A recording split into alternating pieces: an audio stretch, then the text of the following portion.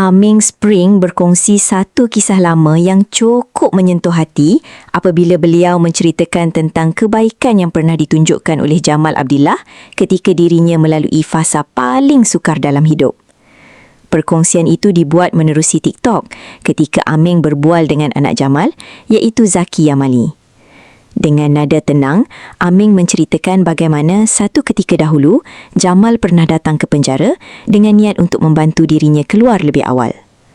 Katanya, Jamal sanggup membawa wang untuk tujuan jaminan supaya dia boleh dibebaskan. "Bapa awak datang penjara, bawa duit nak jamin saya."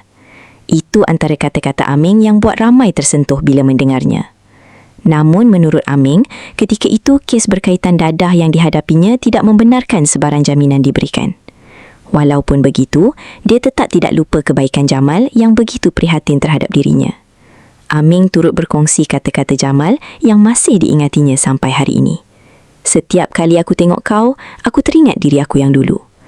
Perkongsian itu menunjukkan sisi lain seorang Jamal Abdillah yang ramai mungkin tidak tahu. Seorang insan yang pernah melalui fasa jatuh bangun dan masih ada empati terhadap orang lain. Untuk rekod, Aming pernah menjalani hukuman penjara sekitar tahun 2011 atas kesalahan berkaitan dadah sebelum dibebaskan pada tahun 2016. Selepas bebas, dia perlahan-lahan membina semula hidupnya dan kembali aktif dalam dunia seni seperti dahulu.